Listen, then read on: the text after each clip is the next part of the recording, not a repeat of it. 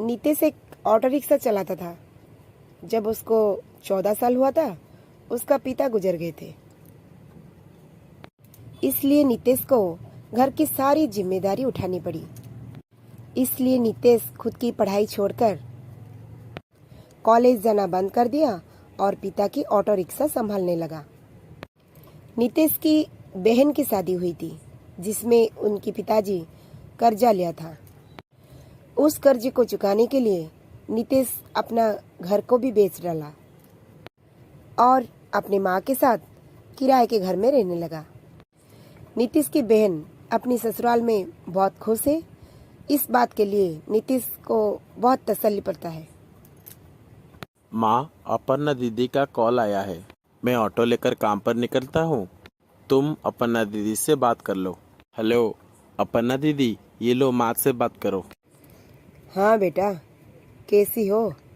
अपना ख्याल रखना और जो इच्छा करे वो सब खा लेना। इससे बच्चे पर बहुत अच्छा असर पड़ता है। और यही तो इच्छा है कि मैं जल्दी से नानी बन जाऊं और नीतीश मामा। बस एक आखिर ख्वाहिश है, एक मामी आ जाए, फिर मैं सुकून से तीर्थ में चली जाऊं, घर की जिम्मेदारी उसे दे करके।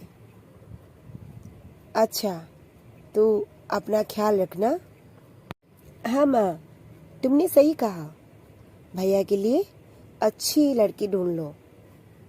माँ, मुझे देर हो रही है, आप दीदी से बाद में बात करना। अच्छा अपर्णा, नीतीश को देर हो रही है, मैं तुमसे बाद में बात कर लूंगी। नीतीश फिर ऑटो लेकर काम पर चला जाता है। उसे पहले से ही बहुत देर हो चुकी थी। रास्ते में बहुत जाम था। फिर नीतीश अपने साथी को देख रहा था कि वो एक लड़की के साथ झगड़ा कर रहा था। अरे मैडम, जब आपने मुझसे पैसे देने के लिए बात किया था तो मुझे मेरे पैसे दे दो ना। अरे भाई साहब, मैंने बोला ना, मेरा पर्स रास्ते में कहीं गिर गया है। मेरे मोबाइल भी उसमें रह गया और पैसे भी। और मैं तुम्हें कह रही हूँ ना, मुझे अपना नंबर दे दो, मैं तुम्हारे फोन नंबर पर पैसे भेज दूंगी। और तुम हो कि मेरे साथ झगड़ा ही कर रहे हो। मुझे देर हो रही है, इस सामने वाले होटल पर मुझे एक फंक्शन में जाना है। अरे क्या हुआ रोहित, क्यों लड़ रहे हो सुबह सुबह? अरे देखना नीतीश, सुबह सुबह मेरी पहली सवारी मिली थी और वो भी मुझे पैसे देने के लिए मना कर रही है। इन मैडम का कहीं पर्स खो गया है तो ये बोल रहे हैं कि पैसे मुझे बाद में देंगी। अरे ऐसे थोड़ी होता है भाई। कोई बात नहीं रोहित, कभी कभी किसी का परेशानी भी समझना चाहिए। एक काम कर, तेरे कितने पैसे बने हैं मैं दे देता हूँ, ये मैडम मुझे बाद में दे देंगी। नीतीश रोहित को अपने ऑटो का पैसा दे देता है। थैंक यू भाई साहब, आप मुझे अपना नंबर दे दीजिए, मैं ऑनलाइन पर आपका पेमेंट कर दूंगी। कोई बात नहीं मैडम, ये लीजिए मेरा नंबर। फिर सुप्रिया घर जाकर नीतीश को अपना पैसा ऑनलाइन पर पेमेंट कर देता है। कल की पैसे मैंने ऑनलाइन पर भेज दिया है, आप जरा चेक कर लीजिएगा। और हाँ, कल के लिए फिर से थैंक यू, क्योंकि आपने अनजान होकर मुझे इतना जो हेल्प किया, इसलिए। फिर सुप्रिया और नीतीश अपने बीच बात करने लगते हैं। सुप्रिया को नीतीश की बात बहुत अच्छी लगती है। इसके बाद कभी कभी सुप्रिया की मुलाकात नीतीश से मार्केट पर हो ही जाती है। ऐसे आगे चलकर धीरे धीरे दोनों दोस्त भी बन जाते हैं। पर जब नीतीश को पता चलता है कि वो बहुत अमीर खानदान की लड़की है, तो उस के बाद नीतीश उस लड़की को समझाता है। सुप्रिया, देखो तुम बहुत अमीर खानदानी की लड़की हो, मैं एक गरीब ऑटो ड्राइवर हूँ। तुम्हारे और मेरे बीच जमीन आसमान की फर्क है। इसलिए देखो, तुम्हारे और मेरे बीच दोस्ती रखना ठीक बात नहीं है। इसलिए तुम एक काम करो, आज से तुम मुझसे मिलना बंद कर दो। क्या नितेश, तुम ऐसे बातें कर रहे हो? क्या हमारी दोस्ती की यही सलाह दे रहे हो मुझे? मैं तो आज तुमसे प्यार के बारे में जाहिर करने आई थी और तुम हो कि हमारी मुलाकात के बारे में बंद करने की बात कर रहे हो। देखो नितेश, मैं तो मन ही मन ठान ही लिया था कि आगे चलकर मेरी पूरी लाइफ तुम्हारे साथ मैं बिताऊंगी। ये कहकर सुप्रिया रोने लगती है और नितेश उसे गले लगा लेता है।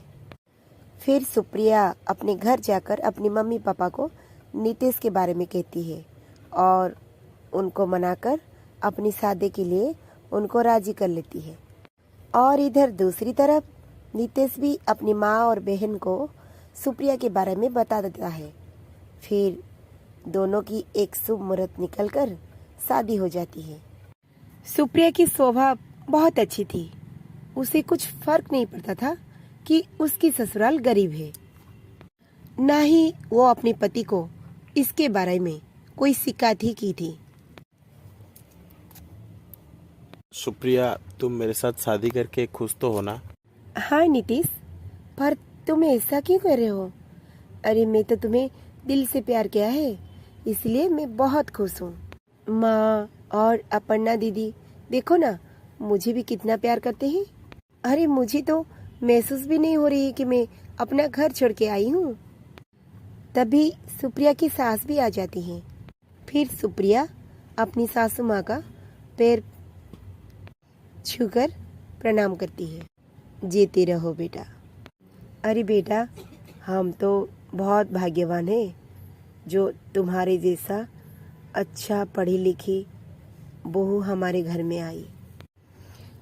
सुप्रिया भाभी, ये लो, मैं तुम्हारे लिए ये नई साड़ी लाई हूँ। आज आप शाम पर कीर्तन में यही पहनना। हाँ हाँ, क्यों नहीं, ये साड़ी तो बहुत सुंदर है, पर एक शर्त पर पहनूंगी। आप मुझे खुद तैयार करेंगी। क्यों दीदी? सुप्रिया की बात सुनकर अपर्णा की आंखों में आंसू आ जाती है, क्योंकि उसने कभी सोचा ही नहीं था कि उसकी भाभी से इतना प्यार उसे मिलेगा, उसको इतना सम्मान भी मिलेगा। सचमुच सुप्रिया कम ही दिनों में सबके दिलों में अपनी जगह ही बना ली। फिर कुछ दिनों बाद अपर्णा की बेटा पैदा होता है और उधर सुप्रिया भी प्रेग्नेंट होती है। सुप्रिया की प्रेगनेंसी बारे में जब उसकी माँ बाप को पता चलता है, वो दोनों सुप्रिया को मिलने के लिए चले पड़ते हैं।